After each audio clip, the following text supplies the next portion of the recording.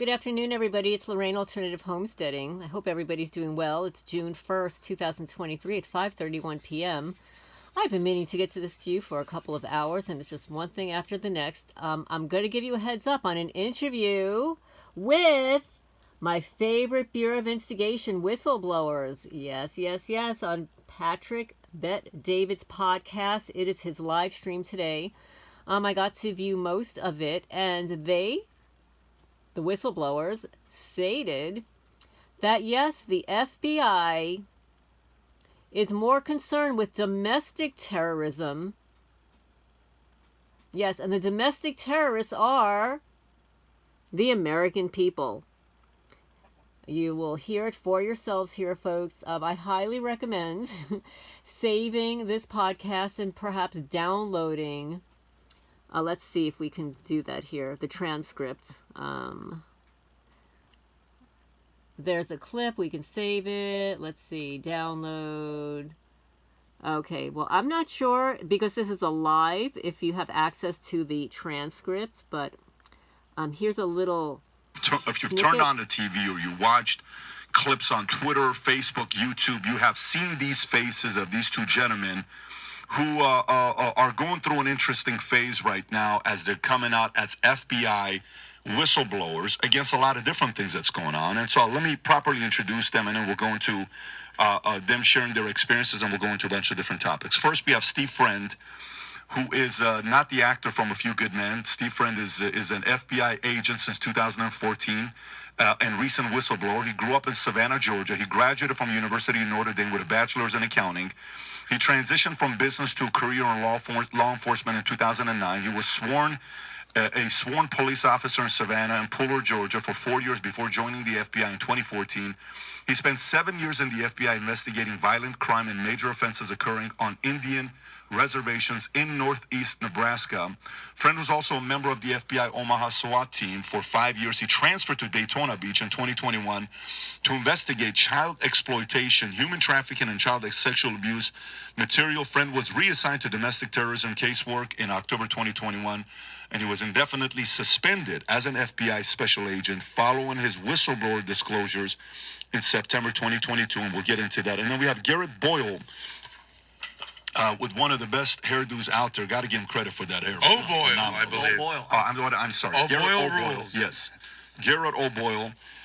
He is a Christian, a husband, a father, indefinitely suspended FBI agent, former police officer, infantry veteran of Iraq and Afghanistan, truth seeker. He's a special agent, was given a new assignment in September of 2022 in Virginia. He was stationed in Wichita, Kansas at the time. So he and his wife sold their home in August, lived in Airbnb for a few weeks. During the time the baby was born, then in an RV for 6 weeks. Before finding rental property in which to live, Garrad then reported to his new assignment in Virginia on September 26, 2022. The FBI waited until the time to suspend him. He was escorted out and suspended without pay. They intended to close on a home shortly after, which of course fell through as well because Garrad is still an employee of the FBI, and they have prohibited him from earning wages that are more than $7,500 per year.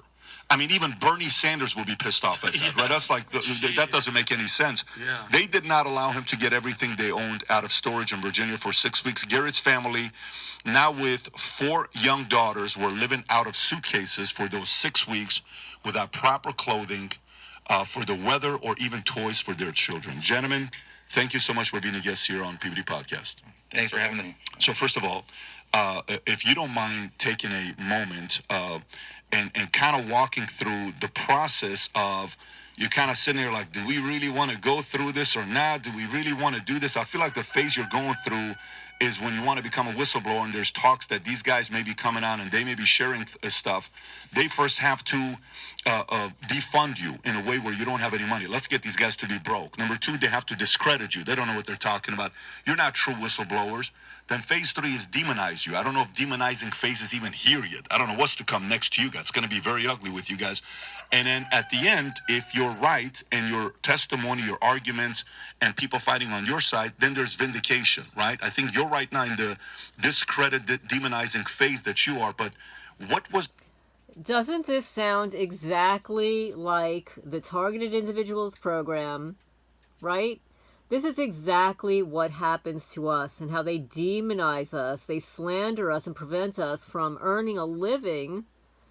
Even if you're educated, even if you've got certifications, even if you've had a business before and were successful, they're doing it to their own people, folks, and they're doing it to us. But I'm not going to record too much more of this. I just want you to see. I'm going to post the link in the description center so you can go to this. It's 2 hours and 11 minutes long. I know we all have a very limited time, but it's something that you can stop and go and listen in the background. And I highly recommend you're listening to the two... What's the process you guys went through and saying, look, do we want to do this or not? These And I know two there's a George whistleblowers. Hill, there's a Gary Shapley, and there's a few other folks there as well. But maybe walk us through what made you guys say, you know what, I'm doing this. I'm not holding back anymore. Go ahead, Garrett. For me, it got to a point where there had been numerous things in the FBI that I saw over just the short time I'd been in it. And it boiled down to a conversation I ended up having with my wife in, I think it was roughly October of 2021. And I said, you know, this agency truly isn't, they truly don't care about doing the right thing. I know that is the main talking point of the FBI, and they drill into your head fidelity, bravery, and integrity from day one. And we see it on TV shows and everything. We're all led to believe that this institution is beyond reproach, and it's not. It's as simple as that. It's not above reproach. They are sinful human beings, just like me, just like every other. But then there is malice or hubris or a goal to strive to promote, and those things aren't often aligned with the Constitution, with the oath we took.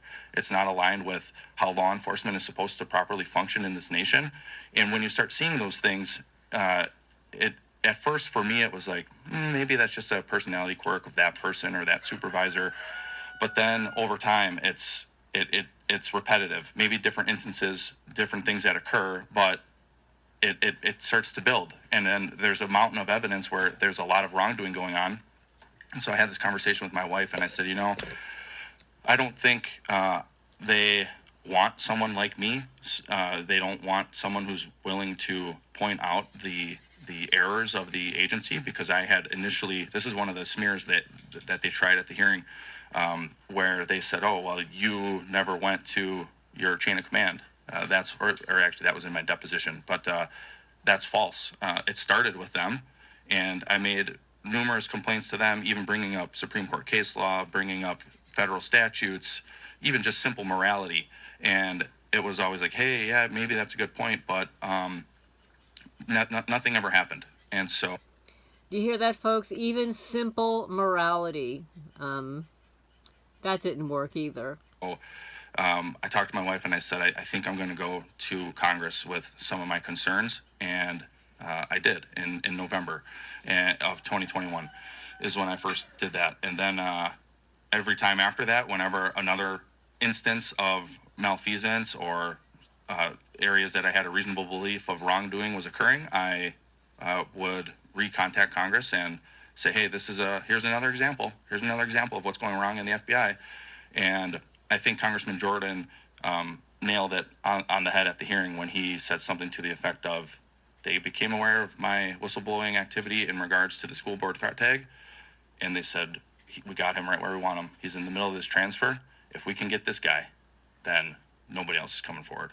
And I truly think that is what happened. Of course, I don't know for sure. I'll probably never know, because the FBI won't release any of the information about why regarding their investigation into me. So, do you hear that, folks? The FBI won't release any information about their investigation into him, one of their own, a whistleblower. That's what they're doing to us. They don't want to disclose their investigation of me over the last 11, 12 years at this point, right? What are they going to investigate? Oh, she's a divorced single mom. She went back to school. She paid off her student loans. Her daughter got 2 master's degrees in graduate school. She moved to... What are they going to say? She cuts her damn grass on a lawnmower? What's the investigation? It's absolutely absurd. So I am so pleased that this man has come forward and has the morals and the decency to speak up, not only on his behalf, but what he's doing. He's being very brave and contacting Jim Jordan and Congress. This is what we need to do, folks. I mean, he knew the path to go.